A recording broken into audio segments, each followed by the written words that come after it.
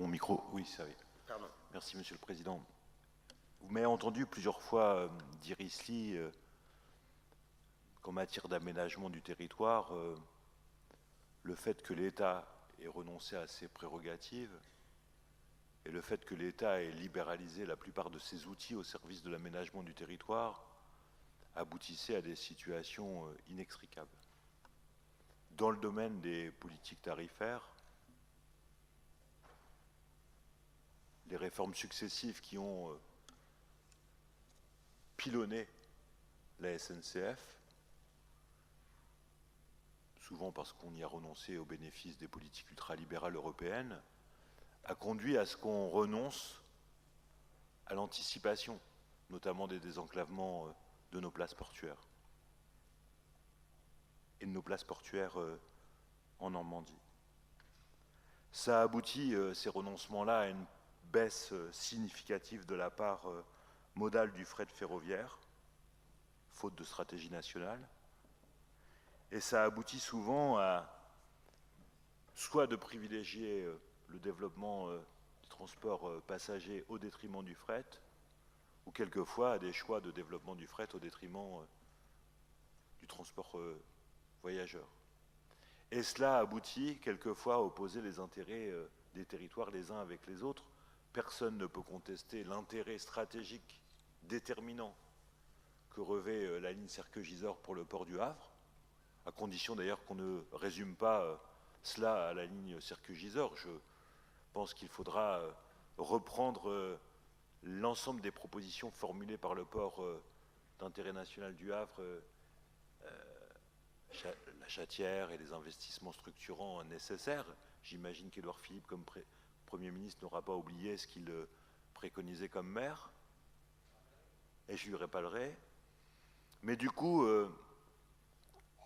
je partage aussi les inquiétudes, l'esprit et la lettre des inquiétudes formulées par mon collègue maire de Neuchâtel. Parce que les populations ont formulé des critiques dans l'enquête publique, et heureusement, mais elles ont le sentiment de ne pas avoir été suffisamment entendues. On ne peut passer sous silence le fait que ce projet soit contesté par des riverains qui craignent pour les nuisances sonores et qui craignent de voir leur territoire coupé en deux. Je souhaite que les sommes inscrites par la région, peut-être qu'il nous faudra augmenter, réduisent les effets négatifs sur les riverains et sur les populations concernées.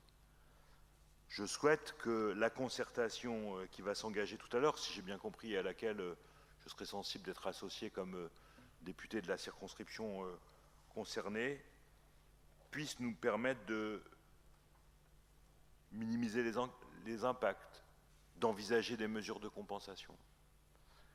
Et je souhaite que ces éléments ne remettent pas en cause, évidemment, l'intérêt stratégique pour la région et pour le pays de ce projet structurant. Voilà l'état d'esprit qui m'anime au moment où nous examinons ce dossier. Et donc c'est un vote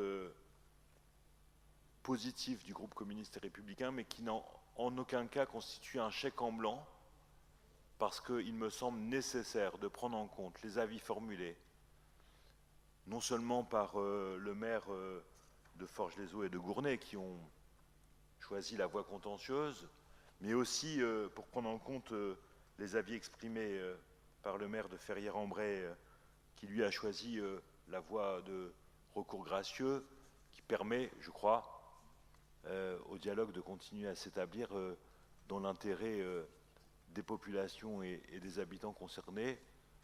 Je ne peux pas avoir une posture gauchiste en Pays de Bray, et donc j'aurai une posture constructive mais attentive aux mesures de compensation.